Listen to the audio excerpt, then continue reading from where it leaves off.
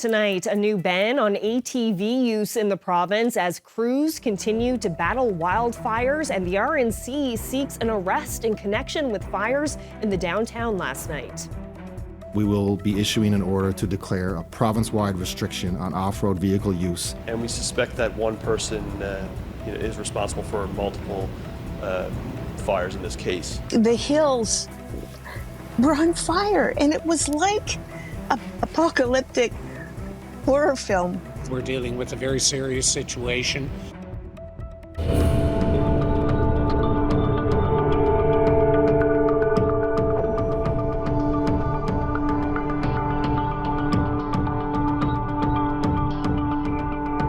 Good evening and welcome to Here and Now. Our reporters Henrika Wilhelm and Mark Quinn are joining us live tonight for the latest on the wildfires threatening the province. And we begin with the Kingston fire in Conception Bay North. The fire grew to around 6,400 hectares last night. Residents from 7 communities in the area had been forced from their homes. Residents of Burnt Point, Gull Island, Northern Bay had to evacuate. An evacuation center for the region has been set up at Carbonear Academy in Carbonear, and that's where Here and Now's Henrika Wilhelm is standing by live. So Henrika, another difficult day. How are people there feeling?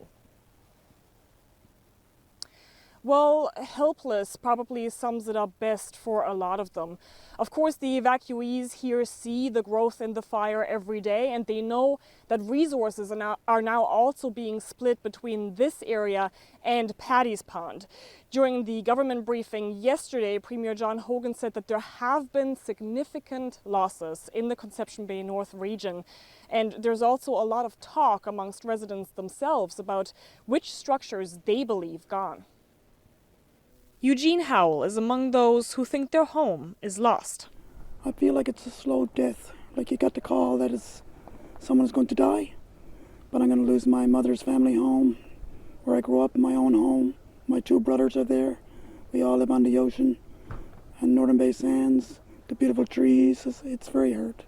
We had met Howell and his family on Friday, fearing and preparing for a looming evacuation. The dreaded scenario, it came the next day. I'm very heavy, very sad, and I don't know, the emotions are just going all over my mind and my body. And it's not like just a house to me, it's like a real, the death of an area, the death of a place that people for generations lived there, hundreds and hundreds of years. Government measures to fight the fires, including armed forces personnel and equipment from other provinces and the U.S. He says it's too little, too late. If I have a fire in my kitchen and I use my fire hydrant, I might be able to put it out. But if the couch catches on fire and the walls start to catch on fire and the curtains, and then all of a sudden, you know, everything is going up, a fire extinguisher is not going to help, and that's what we're doing now. Dropping a few buckets of water. A lot of dark thoughts and nothing to do but wait. Distracting people, it's what Darren Squires came to do. But it's not Squires who does the work, it's his therapy dog, Rusty. She'll walk by 4 or 5 people, smell their feet, and just walk on by. And then she'll find one person that she'll sit on their feet and lean up against them. And that's the person who needs help. They've been coming in from Old Perlican every day, checking in on people, providing comfort. Some needed less, some more. We had one particular lady, she couldn't talk. She was that depressed, and she seen the dog, and after half an hour on the floor, we were having a great conversation, and she just basically forgot where she was to for a little while. And that's what it's all about. You got to help the people. Squires said encounters with evacuees so far have been heartwarming and that it's a two-way street. They're helping displaced residents, but they're also getting a lot back in return. And so Squires said he and Rusty will be coming here for as long as they need to. Carolyn? Thanks so much, Henrika. That's Henrika Wilhelm reporting live from Conception Bay North. Moving east now, firefighters say they're working hard to prevent the Paddy's Pond fire from forcing more people out of their homes. Yesterday, ground crews were pulled from the south side of the fire due to extreme danger, and an evacuation order was issued for hundreds of residents in one part of Paradise. Here Now's Mark Quinn joins us now live with more. So, Mark, what can you tell us about the Paddy's Pond fire right now? Well, Carolyn, this fire, unfortunately, is still out of control. But when we spoke with firefighters this morning, they said they're throwing a lot of resources at it. And the good news is that the latest update from officials is that it hasn't grown significantly over the course of this day. So they've held it where it was, and that's good news. Now, we did speak earlier today with a resident of Paradise, and his home was actually one of the ones that was evacuated. And he said he saw it coming. He could see the flames and the smoke, and he expected to be evacuated. But he said that when it actually happened, it wasn't what he expected. Sheer panic of how am I going to get myself out, how am I going to get my family out, my dogs and my business, try to get as much equipment out as I possibly could, because I knew that once I left I wasn't going to be allowed back in. Coward said the police meant business and they made sure everyone got out right away. They went through every single house and made sure that not one person was left there. There was no, I need you out in a half an hour. It's go get your dogs, go get your cat, and get out. So there was no timeline other than right now. Coward is hoping to be home in a few days, but he knows the fire could still rip through the neighborhood he just fled. Absolutely nothing you can do but sit down and watch it burn. And it's a sin because I've worked so hard to get what I have, and to see it go up in smoke, it would be quite devastating to me and my family for sure. We're looking at this day as a great opportunity to really hit this hard. A senior official with the St. John's Regional Fire Department says their crews are working hard to save homes. You really get emotional about it because I know the frustration and the anxiety with everybody, but we're doing everything we can. But of course, Hall is concerned that the fire that was less than 300 meters from the Trans-Canada Highway this morning could grow even larger. The fear is, depending on which way the winds go, that it jumps the highway. And then if it jumps the highway, then it's going to go towards Galway, and then the other front up on, the Topsail Pond area. Now, of course, no one knows where this fire is going to go, if it's going to grow or if they've actually contained it. We'll find out more tomorrow, hopefully. But that's a lot of stress for people like Rod and his neighbors in Paradise, some of who've been evacuated and some who are waiting to perhaps be evacuated later. But the good news is there have been no new evacuation orders issued today and no new evacuation alerts issued today. Mark Quinn, CBC News, St. John's. Well, in central Newfoundland, the Martin Lake fire has more than doubled its size over the past day or so, and the Bay d'Espoir Highway remains closed. And that means some residents of the South Coast are unable to get home. Troy Turner has that story. As water bombers and other aircraft continue to tackle the Martin Lake fire, a closure of Route 360 has meant people are stranded on both sides. I had a dentist appointment in here yesterday, and there was talks of the road being closed and all weekend, and we didn't really bother it because it was talks and it didn't close, and yesterday we got stranded. The Martin Lake fire has more than doubled its size this week. According to the province, it's now 800 hectares. Although there's been no known loss of cabins, the fire is just several hundred meters west of the Bay d'Espoir Highway. It leaves you in a pickle. You really don't know what you're doing, and you don't know how you're getting home or when you're getting home. And I got friends in there also that's stranded that is from out my way, and they're not getting to work. Their cars are stuck in here. They're hoping to get a ride with us across the bay, but whenever the road opens, we still got to get back and get our vehicles. Authorities are set up on the TCH end of the highway, but are permitting access to the first 20 or so kilometers of the road. At the Pine Camps intersection, the road is impassable. They're trying their best to get everything under control, and there's not much we can do at this point. While the people stranded here today acknowledge the problem could be a lot worse, they say it is difficult being away from home, and they hope this road will be passable soon. Troy Turner, CBC News, Bay d'Espoir Highway.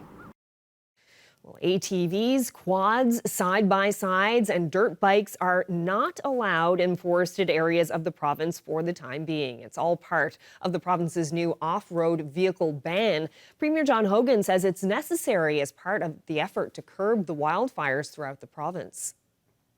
We will continue to investigate the cause of these fires. We don't have evidence that any of these have been caused by off-road vehicles, but out of an extreme abundance of caution, and given, as I said, the finite resources we have in this province and in this country, we will be issuing an order to declare a province-wide restriction on off-road vehicle use on forested land for the purpose of reducing the probability of a wildfire during this high fire hazard season.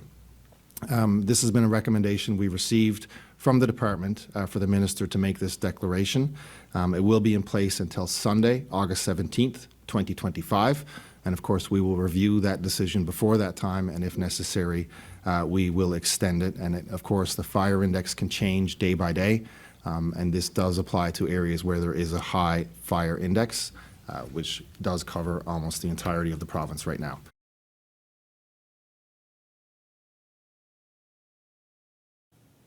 Well, not a surprise with the temperatures that we're seeing today, that heat dome still very much in place. 36 degrees in Happy Valley Goose Bay today, and Cartwright, a number of records yet again today, along with some humidity. But taking a look at that humidity across the province, we're seeing an uptick for sure across the Avalon. That's good news. 58% in St. John's. That helps with the fires. But Central still relatively low, 48% right now in Badger. And as we take a look, still have those air quality alerts for the northern portion of the Avalon. And again, because of those the smoke that is the smoke from the fires, rather. Now, taking a look at what's going on, we do have some cloud cover moving in.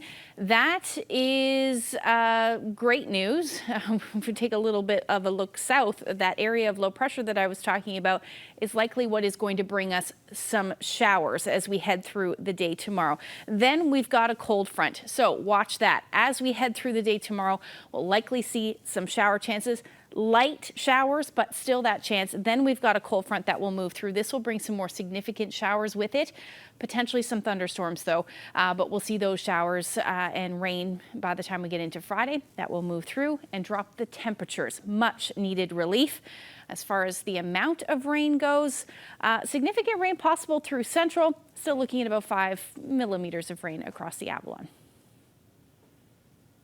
Thank you so much, Ashley. And we do have some breaking news that came out in just these past few minutes. An evacuation advisory has been issued for cabin owners in the Martin Lake, Great Rattling Brook, and Rushy Pond area, and access roads in central Newfoundland has been expanded to include the Paradise Lake area. All cabin owners in the area are advised to leave their cabins immediately due to the wildfire. We'll have more on that later. Meantime, in St. John's, police and fire crews in the capital city had their hands full last night with multiple small brush fires in the downtown area.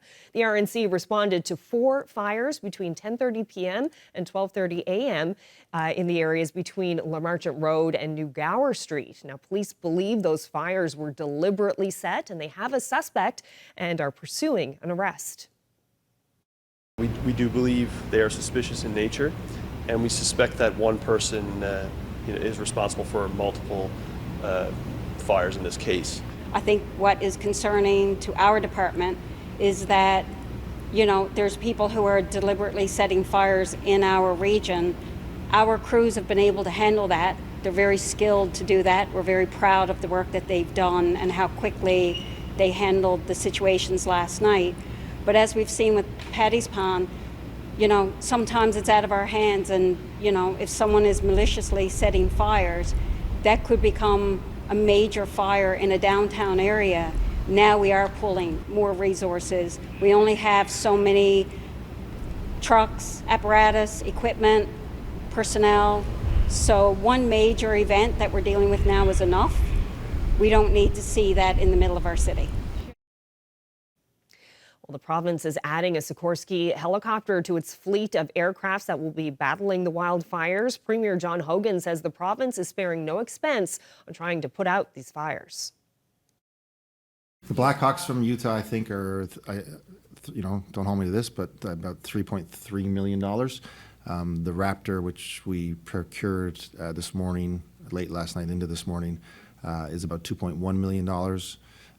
The asset from Manitoba, I believe, was about 1.1. So you're looking at what, 3, 4, 5, 6, 7, $8 million right now?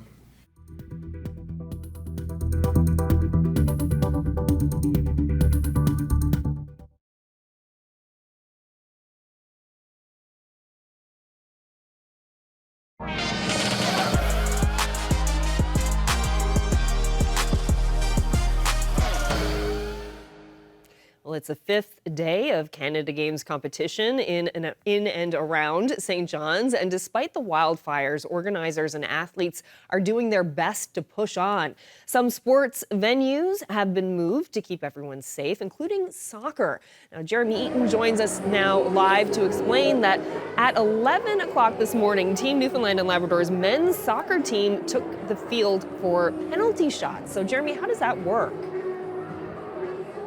So in a lot of sports tournaments, it's goals for and goals against. However, in the Canada Games, they don't follow that rule. So what had happened is Newfoundland lost to Quebec last night, but they tied Manitoba the night before.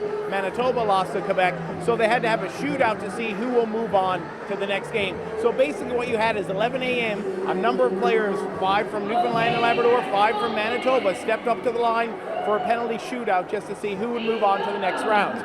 Video producer Danny Arsenal and I were there. Have a look at this.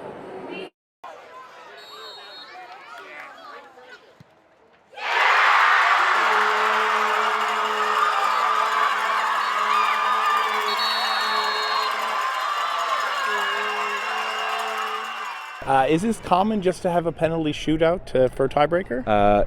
It's very rare. I was told coming into the game the last time it happened was when we hosted senior nationals in 2009. There was a tiebreaker for a shootout. But it's very rare because goal differential doesn't come into effect in the Canada Games. So any team's tied, it's a shootout as a tiebreaker. Is it nerve-wracking at all when you're setting the ball up there on the spot and ready to take a penalty kick?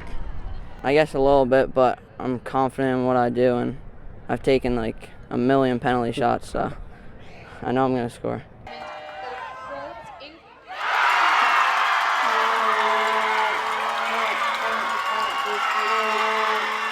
What are you feeling right now after this penalty shot victory? I'm extremely happy and surprised at how many people came out on such short notice, because we only found out that this was happening like 12 hours ago.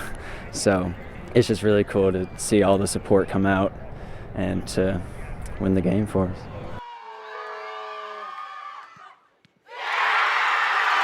What did it mean for you to get that save on the third shot?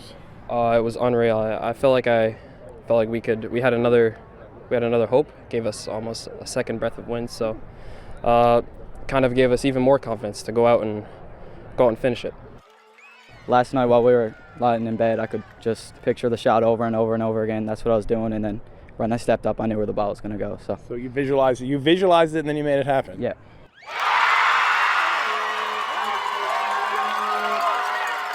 What did it feel when you saw these fans go crazy? They tried to storm the field, but the volunteers wouldn't let them. Well, what did that mean for you to see those kids go crazy? Absolutely surreal. Like Thomas said, that so many people came out on short notice, and never been prouder to be a Newfoundlander, seeing everyone come out and putting the shirt on. It's a big deal. So. Bring it in. You're all going to come to our next game, right? What does it mean to get to represent your province and play for Newfoundland and Labrador at the Canada Games in Newfoundland and Labrador? It means a lot. I mean, we've been doing this for like 2+ years, so it feels great to still be a part of the team. I'm very confident in those shooters, which is why, we had a lot of people that can shoot the ball, so we had full confidence in our shooters and our keeper. They've stepped up before, and we went to a shootout in Atlantics to win a medal, and I knew they were up for it.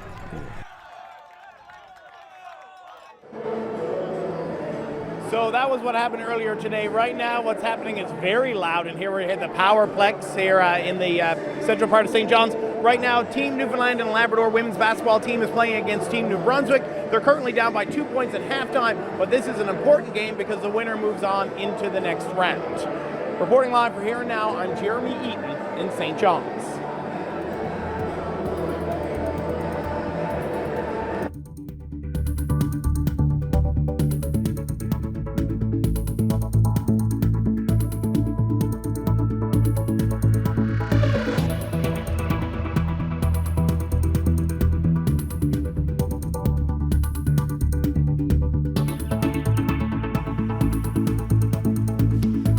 the sun is shining right now, but we do have some showers on the way, potentially even some rain for Friday.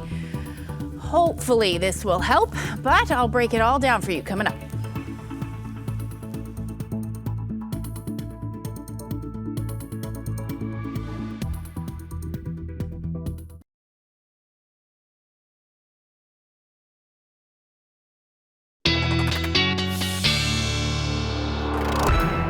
For a look at the all-important weather. And Ashley, not only are we getting all of these really hot temperatures during the day, but really no relief at night either. No, and that's why we're seeing these heat warnings. Take a look at these temperatures overnight last night. 22 degrees in Lassie. That is where you should be sitting as your daytime highs. Never mind your overnight lows. And then even temperatures for Happy Valley Goose Bay, 21 degrees. That's the lowest temperature you recorded. And then today was just hot. Daytime highs today in most areas in the 30s. So that's why these excessive heat warnings are still in place. We should see these drop off, though, by the time we get into tomorrow night, or for Labrador, at least for parts of Labrador. And then across the island portion of the province, we'll eventually see those heat warnings as well as we head towards Friday. And that's because things are going to change. Take a look at your daytime highs today. 36 degrees in Happy Valley Goose Bay, 36 in Cartwright as well. Yesterday, just for the record, 11 records were broken. A number of August all-time records were broken. And today, up across Labrador, with these temperatures, no surprise, monthly records broken, all-time records broken for the daytime highs as well. And hopefully, this will be the end of it because, like I said, as we head through the day tomorrow, we will see those temperatures drop. Now, the other thing, yesterday I was talking about Twillingate recording the highest humidex. Well, today it was Cartwright's turn. You certainly saw your humidex high. But the other thing that I've been keeping my eye on is the number of days that we've reached the 30-degree mark, because as you know, this doesn't happen very often. So a couple of areas of note today. Gander, 5-day streak. You haven't seen that ever happen. The previous record was 3, and that wasn't even that long ago, back in 2023. In St. John's, yesterday marked the 5 days that we've reached the 30-degree mark, and that is the most in a single year. Before it was only 2 or 3 at this point. So, like I said, the humidex this afternoon was actually 43. That's a bit of a rounding error there at 5 p.m. in Cartwright. So that tied the humidex, the highest humidex recorded from even yesterday in Twillingate. So certainly lots of heat. But like I said, there is some relief on the way. Temperatures are still 36 degrees in Happy Valley Goose Bay, feels like 41. Through areas across the island, still sitting 31 degrees in Gander, feels like 36. Another hot day in Twillingate as well, 30 degrees, feels like 34. In St. John's, though, at 27 degrees right now. And again, that humidity up a little bit, up at 33 for now. So taking a look at the temperatures as we head through the night tonight, still going to be quite mild, should reach the 20-degree mark or drop to the 20-degree mark for Happy Valley Goose Bay. But some thunderstorm potential, and that's because we've got a cold front that's moving through. And note these temperatures in Lab City tonight at 10 degrees. That cold front is eventually what is going to cool things down. We will see a few showers possible for the south coast, and our winds are going to stay up a little bit as well, around 20 to 40 kilometers per hour. So there's a look at that front that will sweep through as we head into tomorrow morning for the western portion of the Big Land. And eventually you'll see some showers, and we'll likely see some showers by the time we get into the early morning hours again across the island. Now, as this front moves through, we'll spark some thunderstorms tomorrow for Happy Valley Goose Bay towards the coast. Those temperatures will drop like a rock in behind that once that front moves through, and it'll head towards the island as well. And then we will see some more shower activity. This is when we'll likely see some of the heavier showers, and that will move through the overnight and into Friday morning. Temperatures tomorrow will be cooler than today, but still warm, 25 to 28 degrees with south or southwesterlies between 40 to 50 kilometers per hour. And then for Labrador, cooler, 13 to 17 degrees for the west, a little breezy, still hanging on to mid to upper 20s for the rest of the Big Land. I'll have your long range forecast coming up a little later. Thanks, Ashley. Well, as we mentioned earlier, some breaking news at this hour. Cabin owners in the Paradise Lake area in central Newfoundland are advised to evacuate immediately. Now, this map shows the evacuation area. Cabin owners in the Martin Lake, Great Rattling Brook, and Rushy Pond area and access roads were already ordered to evacuate. Suppression efforts continue with 2 water bombers, 1 bird dog aircraft, 4 helicopters, and 3 air tractors on site, and ground crews working to protect structures. The current size of the fire is approximately 800 hectares. And as we heard there with Ashley and the weather, much of the province is under a heat warning. And in Labrador, some cooling centers have opened for people to take a break from that heat. The Mokami Women's Center is one of those sites, and a worker there says it's making a huge difference to the community. You know, people are coming in, it's obviously a needed space. They're grateful to come in and have just like a chat, a bottle of water, a freezy, just to cool off. They love the air conditioner. It's amazing to see the impact it has on their mental health, and you know, they're talking about how hot it is, their lack of availability to their own air conditioner, to their own like freezies, their own cool off. And they're just talking about how grateful they are that we're here and we're offering support. Well, a mixture of good and bad news on the wildfire front today. A short time ago, I spoke with the provincial fire duty officer to get the latest on the size and status of wildfires in the province, and we began in Kingston. The status on that fire, Carolyn, is that it's still considered out of control. We saw some extreme fire behavior over there today again. With some growth on that fire to the north. We did have crews on that fire today on the southern flank of that fire. We did continue with construction of a fire guard on the northern section of it. We did have helicopters working in and around some of the communities, putting out fire, putting out hotspots that popped up. And as well, today we completed a what we call a wet line, or it's simply a sprinkler line in the Perry's Cove area to assist us with to control any possible backburning that may occur. Hopefully we've had a bit of trouble in that area with backburning, so hopefully with the sprinkler system now in place, that'll solve that problem. How about the Paddy's Pond fire? Has there been any growth, any movement with that fire today? The Paddy's Pond fire is still considered out of control. The good news is that fire has not expanded its boundaries today. The aircraft have been working there all day, and they've pretty well held it. The crews we have on the ground are on the northern side of that fire, and we have crews on the south side of that fire. So that is some good news that fire has not grown today, especially because it is so very hot and windy out there, but it's also quite humid. Is that helping at all? It certainly is, Carolyn. The humidity certainly is one of the 3 main factors affecting fire behavior, the other 2 being wind, of course, and temperature. With the relative humidity up, there was reduced fire behavior, and that's certainly assisted in the suppression activities. And can you tell us about the work that's being done to create fire breaks?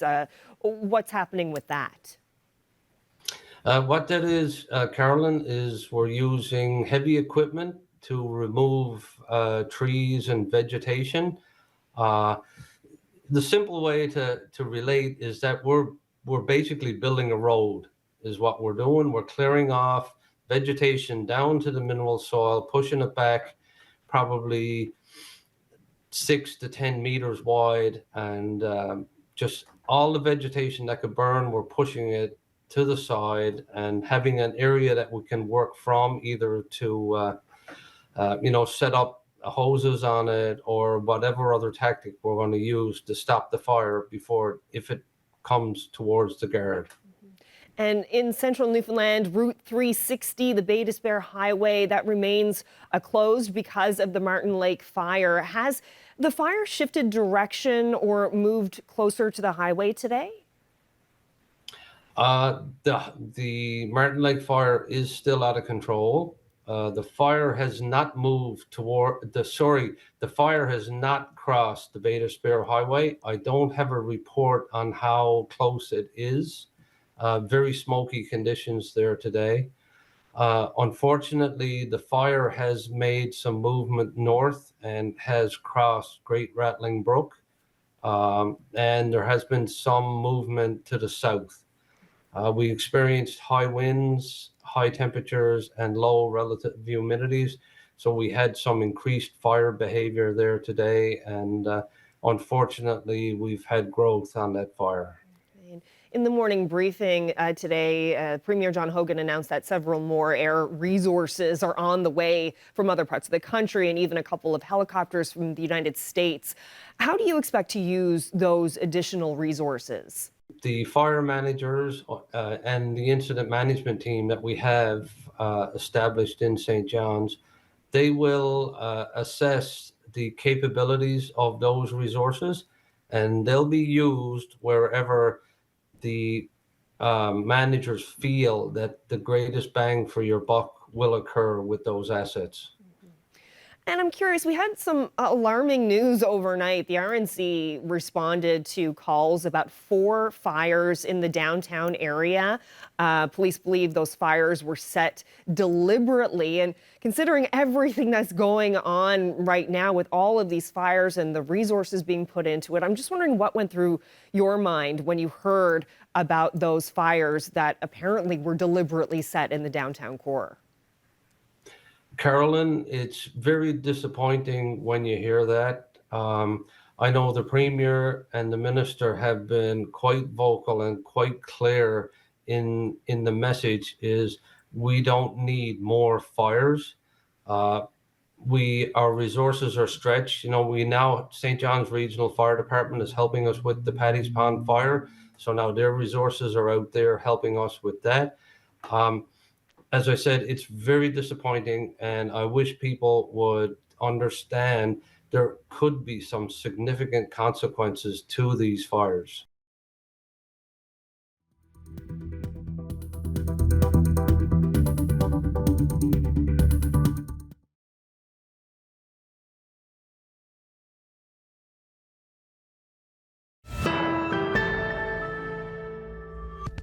Evacuees from Conception Bay North are worried. Premier John Hogan has said to expect significant losses in both Ochre Pit Cove and Western Bay. But evacuees say it's been hard to find information about whether or not their homes and cabins are still standing. The CBC has been on the scene speaking with evacuees, including one man who doesn't support the new ATV ban. I don't like it. It's a little bit foolishness. It's ruining it for some just good people that go out and obey the laws. And then you get idiots that's causing trouble for people that wants to go out and use their rights. So, I don't think that's fair, but the government's going to have to do what they got to do, obviously, to put all this to stop. So we don't know if it's still burning down there or what's going on. And we can't find no answers nowhere, so. We don't know what's going on. The government, it's all so out of hand because nobody is used to the weather being this warm for so long. And everything is tender dry. You can look at the hills around, the fields are brown and so forth and so on. They had a little fire up the road here yesterday. There was one up the road that way yesterday. So these things are just popping up all over the place. That's hard to control. And if people aren't willing to curb their enthusiasm for doing things in the forest or whatever they do, these things may continue, which is a really sad thing because we don't need this. Driving out of our community in this motor home with our 2 dogs and my partner Peg, and there's an area, a part of the road that leads out of our community that everybody calls the snake. It winds, it just winds. And to the right, the hills were on fire, and it was like a bad apocalyptic bad apocalyptic horror film. Now back to the Canada Games. With Air Canada flight attendants walking off the job as early as Saturday, the strike could impact the Canada Games. In a statement, the Canada Games Council says it does have a contingency travel plan in place. It also says that only players and officials from Ontario and Quebec were scheduled to fly with Air Canada, and they should be able to ensure that participants will be able to travel to and from St. John's as planned. Well, checking back in with the Canada Games as we speak, Team NL's women's basketball team is on the court, and Jeremy Eaton is there courtside. So, Jeremy, how is the action going there?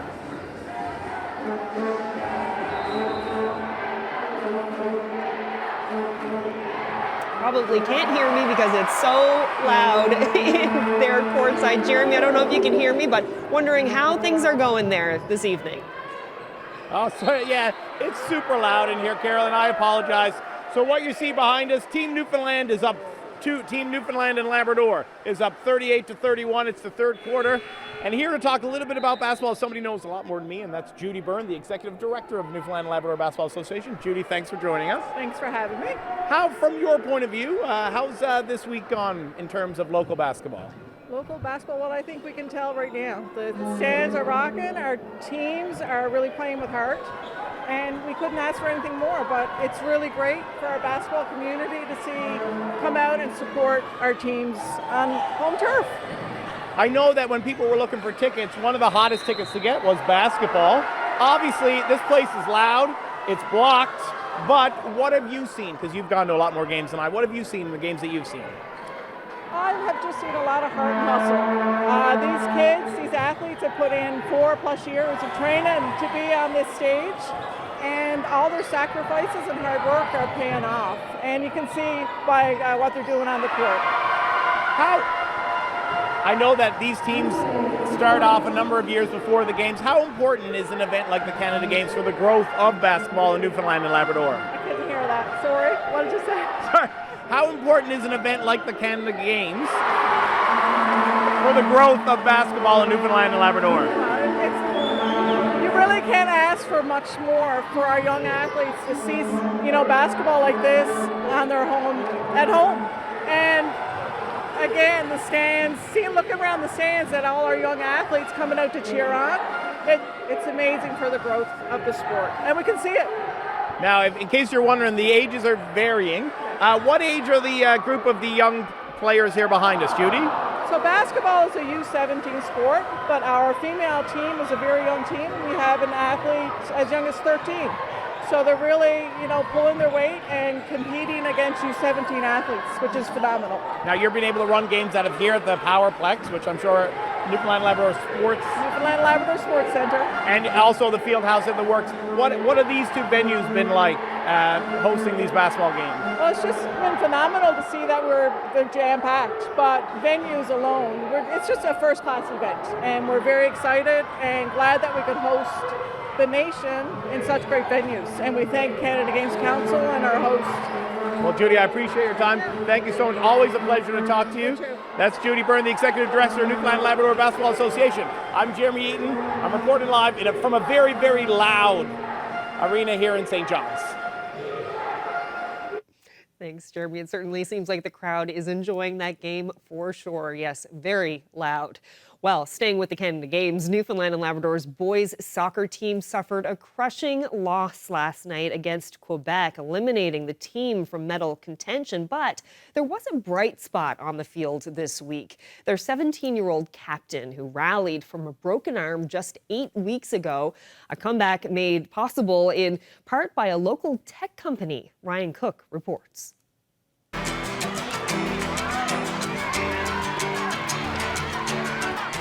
After a Manitoba foul early in Monday night's match, Newfoundland and Labrador captain Malik Snook stepped up for a free kick, a moment he spent years dreaming about.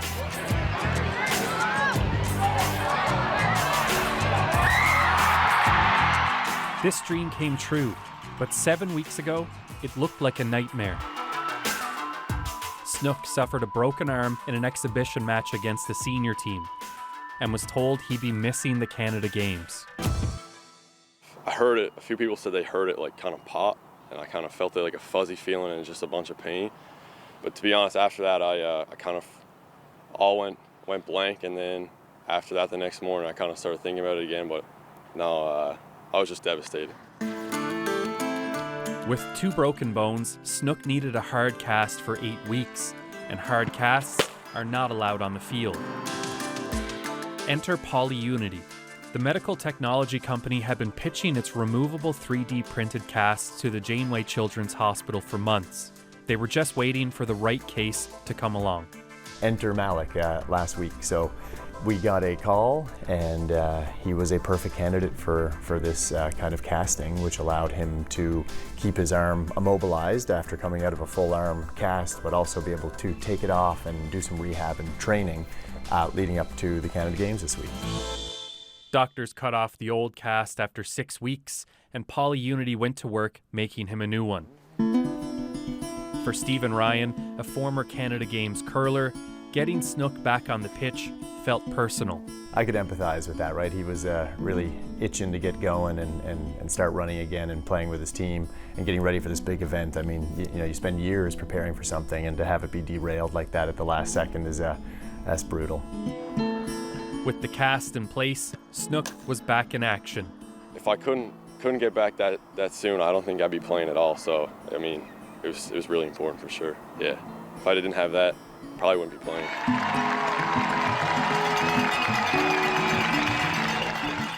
The games may not have gone the way Team NL wanted, but just being on the pitch was a win for this 17-year-old who overcame so much. Ryan Cook, CBC News, St. John's.